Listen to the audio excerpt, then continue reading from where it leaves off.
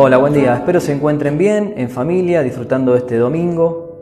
Y hoy quería compartirles un mensaje y decirles que hace un tiempo leí un libro que hizo cambiar un poco mi forma de la visión que Dios tiene para con nosotros. Y por eso les voy a contar una historia personal que me ocurrió. Muchas veces me ha pasado de ir con mis hijos en el auto y pasar por la casa donde era la casa de mis padres, por ejemplo, y decirles, yo vivía acá cuando era chico, pensar que acá caminaba por acá, iba para la escuela, y los chicos, nada, indiferencia, bueno, está bien. ¿Y cómo puede ser?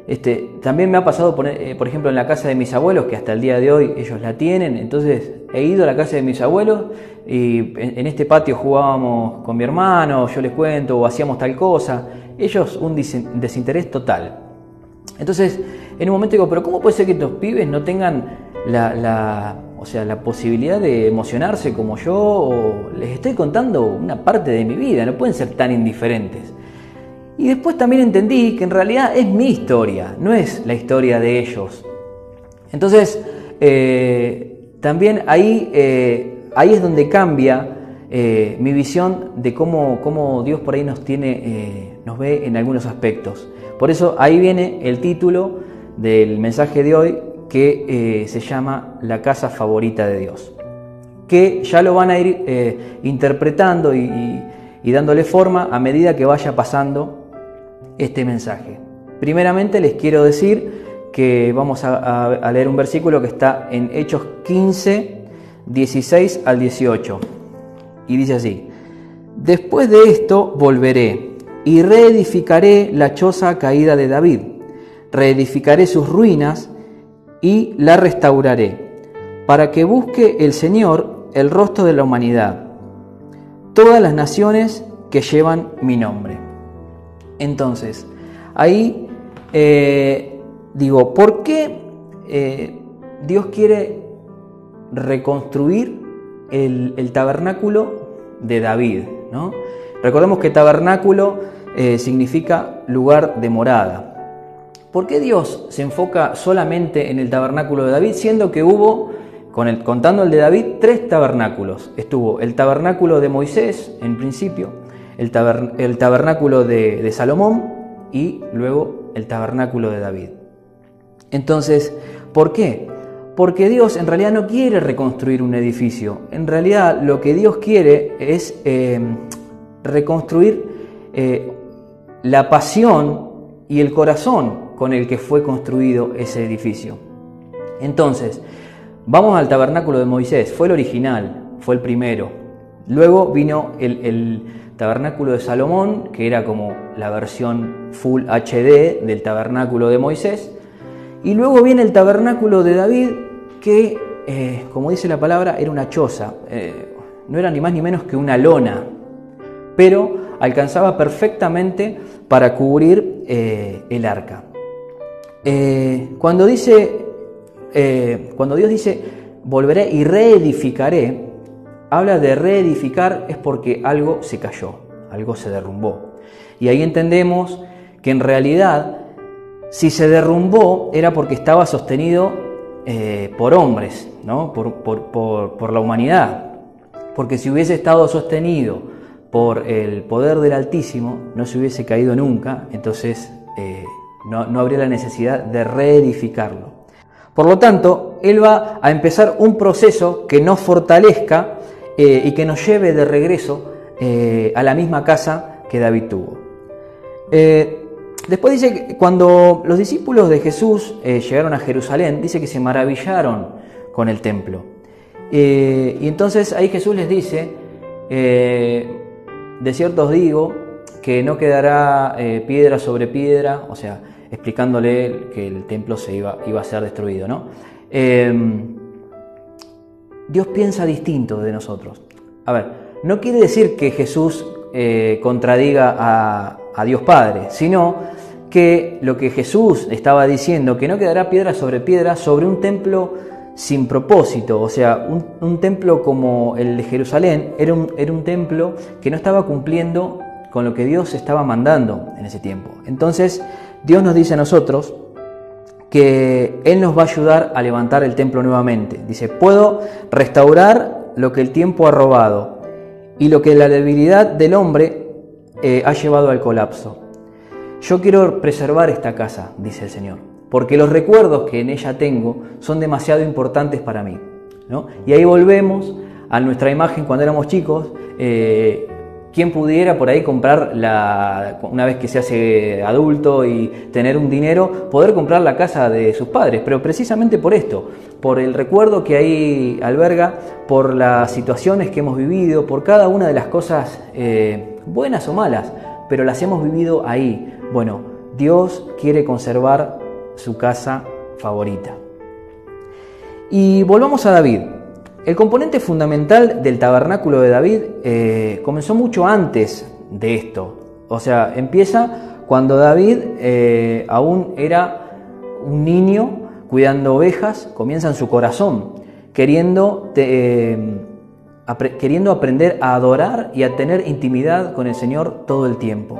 Ahí es donde radica todo esto, ahí es donde se empieza a forjar el corazón de David, que desemboca de alguna manera cuando él decide, tiene el deseo, Dios le pone el deseo en su corazón de traer el arca del pacto de Silo. Por supuesto que a David no le interesaba ese magnífico cofre de oro en el cual de alguna manera estaba, se decía, la presencia de Dios. Lo que a David le interesaba era la llama azul que estaba sobre el arca, que es la llama azul, simboliza la presencia de Dios. Eso era lo que a David lo motivaba, eso era lo que David quería, la presencia manifiesta de Dios. Y sabemos que donde fuera esa presencia, donde fuese llevada esa presencia, había victoria, poder y bendición. La intimidad trae bendición, quiero decir esto también, pero solamente la búsqueda de la bendición no precisamente trae intimidad. Ahí hay una diferencia para marcar. Y David era un perseguidor acérrimo de la presencia del Señor. David perseguía la presencia de Dios permanentemente. Él era un fanático de la presencia del Señor. El tabernáculo de David tenía una particularidad que no tenían los otros dos. Lo más importante de todo era que el tabernáculo de David no tenía paredes que separaran la presencia de Dios del resto de las personas. Y ahí les quiero contar un poquitito, por ahí para los que no saben, que el templo de Moisés y el templo de Salomón estaba dividido la entrada, lugar santo, lugar santísimo, que ahí atrás estaba alojada el arca. O sea, no podía entrar nadie, solo una vez al año podía acceder el sacerdote, con toda una serie de ritos y de recaudos que tenía que tomar para no quedarse muerto adentro, porque se decía que si tenía pecado el sacerdote podía morir ahí adentro. Inclusive le ataban una soga a la cintura, porque si el sacerdote moría a causa de su pecado dentro del lugar santísimo, nadie podía entrar a sacarlo. Entonces tenían que tirarlo con una soga. Esto es de verdad, lo que les cuento es así. Entonces, bueno, fíjense cómo venía hasta esa época. Y David fue un revolucionario para esto. David fue el motivador de abrir la presencia de Dios a todo el mundo, aquel que quisiera tenerla cerca. O sea, David realmente en este tiempo revolucionó ese tema. Entonces, Dios no quiere que tengamos barreras, no quiere que nada nos separe de Él. Por eso hay algo que Dios odia tremendamente, que es el pecado, porque es lo único que nos separa de Él. Cuando vivimos con el pecado, lamentablemente Dios repele al pecado y ponemos una barrera entre nosotros y la presencia de Dios. Haced de cuenta que es lo mismo que el velo, volvemos a vivir como antes. Estamos con el pecado, volvemos a la época de Moisés, a la época de Salomón, a vivir separados de la presencia de Dios. Dios quiere una custodia nuestra absoluta. Dios quiere pasar no 1 hora por día, Dios quiere estar todo el tiempo con nosotros, quiere que vivamos con Él todo el tiempo. Entonces, bueno, volviendo acá, nada había que separara a la presencia de Dios del resto de las personas. Lo único que había alrededor del arca era los adoradores. David puso una especie de ejército de adoradores que estaban ministrando la presencia de Dios permanentemente 24 horas, los 7 días de la semana, 365 días al año. No durante un año, sino durante 36 años consecutivos pasó eso alrededor del arca de la presencia de Dios. Entonces, también quiero por ahí encadenar un poquito con la última parte del mensaje, cuando Mical, que era la esposa de David, lo ve a David que venía danzando feliz cuando él trajo el arca, y ella lo ve por la ventana y sintió vergüenza, por así decirlo. Y porque ella en ese momento elige la dignidad antes de la deidad. Ella elige tener vergüenza, decir, ¿qué está haciendo por favor, bailando ahí entre toda la gente? Sintió, como diríamos hoy, vergüenza ajena. Ella optó por ese sentimiento antes de decir, está adorando a Dios, está en la presencia de Dios, gozándose. Ella eligió tener vergüenza. Y Dios, no quiero decir castiga, pero Dios derrama esterilidad sobre Mical a causa de esa acción que ella comete, ¿no?